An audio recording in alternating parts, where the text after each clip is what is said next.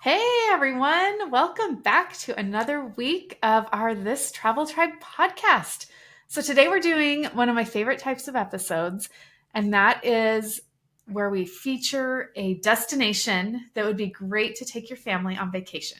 So today we're going to be talking about the Olympic Peninsula. And I have our guest here, Ashley Daley, and she is going to be sharing all the things that you're going to want to know if you're taking your family to this beautiful place. She's going to tell us, where it is, why you'd want to go there, and the fun things that you can see and do while you're there. So, Ashley, I just want to thank you for joining us. So Yeah, thank grateful you. you could take time out of your schedule to be here. And you want to just tell us a little bit about yourself? Sure. So I'm Ashley, and we have a little travel blog and Instagram, Daily Family Travels, and so I just kind of share, just kind of the adventures that our family goes on, and some of them are more local in our town in Olympia. Some of them are a bit farther away, like Hawaii or Utah. Um, And so we just kind of share little moments of our adventures and hope that we can kind of inspire other families to get out and explore more with their kids, whether it's, in their own neighborhood or a bit farther away. I love that. That's how I found you, or I've been following along on Instagram for a while. And so be sure to check out her Instagram account, which we will link up in the show notes along with anything else we reference today that you might want to have quick access to. All right. So first of all, some people are probably wondering, where is the Olympic Peninsula? So do you want to just give us a Yeah, little geography lesson? sure. So we live in Washington and up here in the Pacific Northwest. And the Olympic Peninsula is just this little part of Washington that kind of comes off of the rest of the state. It's the most western part of the state. It kind of comes off, and you have the Puget Sound kind of coming down into it. And so it kind of cuts it off into this little peninsula. And the Olympic National Park is on that peninsula. And it's really special because it's a peninsula, you have some plants and animals that are unique to that location. So it's really, really special. Okay. And I'm sure it's just lush and beautiful. Yes. Yes. Yes. Okay. Now, let's say someone decides they want to go there. So I think first question would be, what's the best way to get there? So what do you Okay. recommend? Yeah, it's pretty easy. So we usually go to kind of the western coast of the Olympic National Park because the park itself is actually really huge. It covers a large chunk of the peninsula itself. And so for us, coming from Olympia, it is about a 2 hour drive. You're just going to follow the 101 and kind of come up and around the coast. From Seattle, you would eventually go the same way, but you'd add an extra hour. So it's about a 3 hour drive from Seattle. If you were to visit the northern part of the Olympic coast, you could technically take a ferry from Seattle over to, I want to say Port Angeles, but I don't know for sure since we don't live up there. But I believe you can take a ferry over. Okay. So lots of ways. If you're flying in, I would think You want to go to Seattle, you'll Seattle, be yeah. okay. And Yeah. otherwise, drive. Technically, I mean, you could fly into Portland and then drive up north too, and it would probably be about 3 hours from there as well. Oh, okay. So Yeah. check flights and prices and itineraries and Yes. see what Yeah. works best. But then Mhm. it sounds like you're definitely going to want a car when you're there. Yes, you definitely need a car. There is, it's pretty remote. So Uber, I don't know how well that would work. Um, and yeah, there's not really public transit. So you do need a car. Okay. That's good to know. All right. Now, um, I think so. At least when I'm planning, I think, okay, how are we going to get there? And then next question is, where are we going to stay? So, Mhm. what does your family like to do, and just what do you recommend? We live close enough that we do a yearly camping trip over there, which is amazing. And it's a great experience for our kids, and they look forward to it every year. If you do go the camping route, you do need to book about 6 months in advance. So you definitely want to plan it out a little bit. If camping's not your thing, though, they have a lodge over at Kalaloch Beach. which is also where the campground is. And the lodge, you do need to book in advance for that as well. But they have kind of cozy cabins you can rent, or they have actual rooms in the lodge.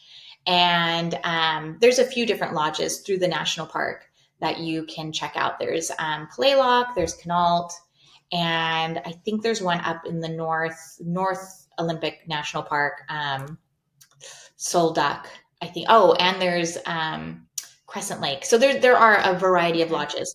Outside of that and camping, there's not a lot. You're not going to find a bunch of hotels. There's a few small bed and breakfasts, but even that is going to be difficult to find. So it is a bit more remote out there. Okay. So you got to really plan ahead. You do, Probably yeah. stay in the national park. Yes, Which definitely. sounds really great. I think you had also mentioned when we talked before about staying in Forks. Is that Yes, nearby in a gateway city, or how close is it, that? it's somewhat close. It's going to be about an hour from a lot of the different things that you'd want to see in the park. Mhm. And that's where if you were to stay at a bed and breakfast, it would be in Forks. Okay. They don't really have hotels though. Um, but it is a nice little kind of jumping off point. If you don't want to stay in the national park or you're not able to, then Forks isn't too far away. It's about an hour, and you can get to the coast or to the rainforest. So it can be a good spot too. Okay. And if you're a Twilight fan, I know that's going back a Yes. little bit, but Forks was the place in Twilight. Forks was So, the place, and they do embrace that. So you go there, and you do see Twilight everywhere. And we've never really explored Forks much, but just driving through, they definitely embrace the Twilight series. well, they may as well, right? Because Yes. people are going to come for that anyway. So, may as well Exactly. make a little money off of it or just promote it. Mhm. Okay. So, and lodges you book ahead, campground you book ahead. So, this isn't a trip that you're kind of like, oh, let's It's go not spur next of the month. moment. And okay. Which No, I they think do is, have a few campsites that they will open up like 2 weeks beforehand. And there are a few first come, first serve sites, but I guess it just kind of depends on how big of a risk you are willing to take. yeah, I would like to have a plan. So I appreciate that. Now, can you help us understand like how big the park is? I know it sounds like there's a lot of different sections of the park. Um, Yeah. is it like if you stayed in one area, you'd be able to reach all the other areas of the park from there? Or are you going to want to maybe move around and stay in a couple different lodges if you can book that? So you would not be able to see the entire park in one day. Um, what I have known people to do, and what we've done even before, is you can kind of make it a bit of a road trip where you stay in one part of the park one night, and then, yeah, you move over to the other park. There's a lot to see in the western part of the Olympic National Park. That's where we generally stay. And so you could stay 2 or 3 nights over there, and then go up north to Port Angeles, which Port Angeles is a more of a city, and you would find hotels there. So you could stay in Port Angeles and then see the northern part of the Olympic National Park, Okay, and kind of make it a road trip and then come down the other side. got So, it. and I've known people to do that in just like 2 days, but you don't see as much. Really, you need either make it a longer trip or just pick one region of the park to explore, is what I would say to do. Okay, that's good recommendation. So, what are some of your favorite things to see and do when you're in the park? So we go camping at Kalaloch Beach Campground every year. And so some of the things that we look forward to are at the campground itself, you can walk down to the beach, and it's a really beautiful sandy beach. There's driftwood that the kids can play on, and there is the Tree of Life, which is always neat to see. It's a tree that kind of has its roots hanging down, and so you can actually walk up to it and kind of like see the underneath of the tree, which is really kind of a neat thing. So we always make sure to check that out. Ruby Beach is a great one. Um, Lots of beautiful tide pools, lots of haystack rocks, kind of just the wild coast of Washington, which is beautiful. Um, Beach 4 is another one. That's where it's also really close to the campground, and you can go see tide pools, and it's never busy, and it's just a nice kind of secluded place.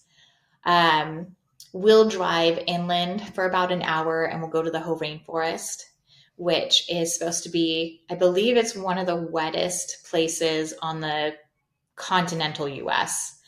Um, so that's really cool. You get all the moss hanging down, and everything's very lush and green, and it's just beautiful.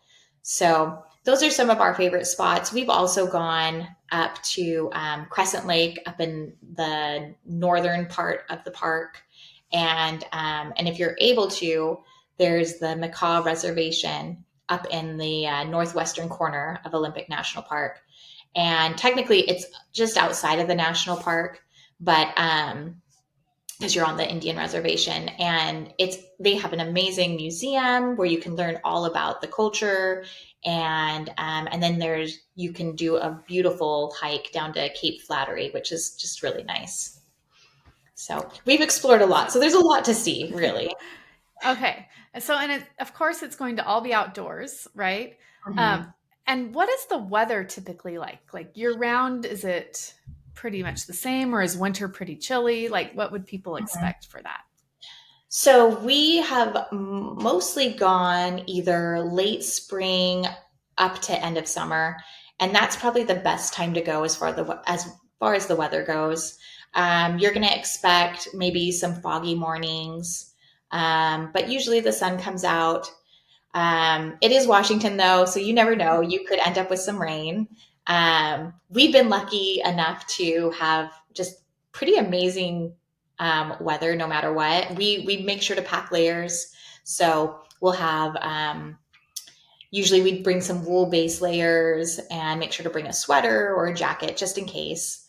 Um, Good water shoes are good to have, especially if you're coming in the summer.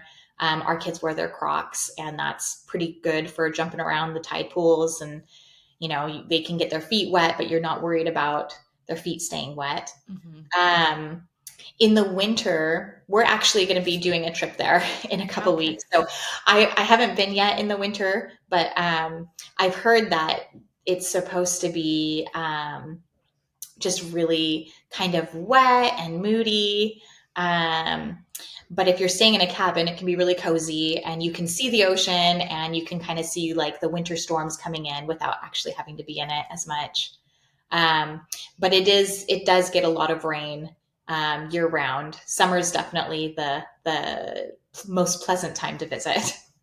Okay. But all the rain pays off because It it's does, yeah. growing the most beautiful, lush things. Probably one of the most Yes, lush green places in the US, I would yes, speculate. definitely. Yeah. Okay. It sounds amazing. I think you'd want to have your camera ready to take all sorts of Definitely. pictures. It seems like Mhm. everywhere you look, it would be another stunning Oh, backdrop. yes, it looks like it's out of a fairy tale, some parts of it. It's just beautiful. Yeah. Now you've talked about how remote it is. And so I think, when we're traveling, we're thinking about food, right? We want to eat and enjoy Mhm, food. So what have you done with your family? And then, like, do you want to just tell us, like, are there restaurants around, or just kind of what to mhm. expect around food? Right. So when we go camping, we bring most of our food. There is a little market up by the campground. You can pick up firewood, and you can pick up a few items. Otherwise, you can go to Forks, and they have grocery stores and a few little restaurants. If you're up in the northern part of the Olympic National Park, then Port Angeles is kind of the spot to go. They have tons of restaurants. You can get fish and chips, you can get crepes. I mean, anything that you are looking for, you can pretty much find in Port Angeles. So that is a nice little spot. Driving from Seattle or Olympia up to the Olympic National Park, you may pass some fish and chip stands. And those are always really fun to stop at. And it's really good food, and you kind of get a bit of the local flavor. Okay. That sounds like fun. I'm always up for kind of a roadside place. And I'm sure Yeah, the fish is super fresh it up is. there. Yes, it's Yeah. great. Now, I know that you have just some camping tips because, this is what you do when you go there. So what things have worked well for your family with camping? Like, give us your best tips. Okay. We've been going camping now for about 5 or 6 years with our kids. So ever since our middle child was um, 3, and we have taken our youngest child, our son, he's gone camping ever since he was 4 months old. So it's one of those things that can seem really daunting until you do it. I definitely recommend, if you plan on going camping with your kids, make sure you get some good gear. And I recommend you can check out places like REI. They do like their garage sale um, in the summertime, I think. And so you can get really good, um, gently used things from them, or you can get some of their newer stuff at a discount price. Costco around here, because everyone camps, they do a lot of camping gear that they'll sell in the late spring, early summer, and so we've kind of just slowly stocked up over time. Um, we started off with just a little 4-person tent because it was just us and our 2 girls, and we just made sure everyone had a sleeping pad and a warm sleeping bag, and that worked great. And then our son was born, and we discovered that we could put his travel crib, which we had a small travel crib. It was just one of those, I think it was like Baby Bjorn travel cribs. So they're really nice. And so we discovered we could put that down by our feet and fit just fine. And it was very cozy, and we were okay. 2 years ago, we upgraded our tent to a 6-person tent, and the 5 of us fit just fine in there. And again, we just kind of make sure everyone has a sleeping pad, a sleeping bag, and a pillow. And we just try and, you know, keep the kids involved. They help put up the tent. They help with making the fire. They always look forward to roasting marshmallows and hot dogs and things like that. And so we just kind of keep them involved. We do the junior ranger programs, and so it kind of gives them some activities to do, and we don't worry quite as much about bedtime because it stays light here until 11 o'clock at night in the summer. So we just kind of, when everyone starts to feel tired, then we kind of all just get ready and go to bed. So it's a lot of fun, and it's not as hard as it seems. Like, once you go once, and especially if you can go with a friend, which we've done that before too, where we've had friends join us, and it's kind of nice because you have more adults and you can kind of help each other. And but once you go, then you realize, like, oh, this isn't as hard as I thought it would be. And so then the next year you can go again, and like, your kids are getting older and it gets a little bit easier. And I would just say, just, if you're interested, just go and try it, and see if that's something that you and your family can enjoy. Yeah. And I think being outside and doing it in Olympic National Park, Mhm. I mean, where else? I don't know that there's many places more beautiful to camp. So that seems like a Right. great place to do it. So if you're road tripping from far away, that might be a little bit more difficult to pack all the camping gear, but maybe not. I also wonder if there's places that rent some gear. I don't know. Yeah, that I'm not sure of. I would say, if you live far away but you still kind of want that camping feel, staying at one of the lodges could be a good alternative. Mhm. And especially, like, Kalaloch has their little cabins, and they're a little bit more rustic. Um, but you're still right there next to the campground. And so you can do that. Also, if you have an RV or a trailer, they do have RV and trailer spots. So if you are road tripping from somewhere, then you can, just make sure to get one of those spots. Mhm. And that can kind of give you an easier camping experience as well. Yeah. And you could always rent an RV. I mean, I know that's Yes. an Or camper option. van. Or camp. Yeah. Yeah. So there are definitely options. I Yes. mean, so do you think this is such an amazing park that it would be worth, like, I'm in Arizona and me just like flying up there and spending 4 or 5 days? Like, it's totally I worth would it. say it is. It's one of my favorite national parks. Mhm. We had never been up here until we moved here. But it was just, yeah, we've been to a lot of national parks and it's one of my favorites. And I would totally recommend coming up here. And you don't have to camp. You can find, you can stay at the lodges or bed and Mhm. breakfast, or even from here in Olympia, you can do a day trip to part of the park and just make it a day trip. So there's Mhm. lots of options. I would say it's definitely worth it if you're going to be, especially if you're going to be in the area anyway. I would say try and come over here and kind of you get Mhm. to see a little bit more of a wild Washington. I love it. Okay. Thank you for sharing all this info and hopefully convincing some people who are listening to start thinking about planning a trip. And it sounds like you do need to plan ahead. So even now or in the next couple of months, like January would be when Yes, you'd want. How far ahead can you book? Do you 6 months. know? Oh, Six, okay. yeah. Yeah. So So January, now, yeah. you kind of want to start thinking about it. Okay. So this is timing out just right. If you're looking for something to do next summer with your family, Olympic National Park could be really perfect. Okay, so before we wrap up, I like to ask three questions. First of all, what's one of your favorite places that you have ever visited? There's a lot. um, Out of probably anywhere in the world. We lived in France for a couple of years with our daughters while my husband got his MBA, and I would just say probably the Brittany region of France, which is probably like weirdly specific. But it's just beautiful. And honestly, it kind of reminds me of the Olympic Peninsula a little bit. It's a bit wetter and a bit more green. And, but there's just a ton of history there and it's just beautiful. Well, I love France. I haven't been to the Brittany region yet, though, so Yeah. it's got to be on my list. All right, Yeah. and then what's it sounds awesome. Now, what is one item that you love to take with you on every trip? Definitely my camera. I I do a bit of photography, and so I have kind of continued that as we are out and about. I like to capture all of the beautiful places and all the memories we're making. And I make little photo books for my kids every year that just kind of shows all the different places we visited. And it's just kind of it's just kind of a neat thing. I don't need souvenirs so much as long as I have Hmm. some pictures to remember our trip.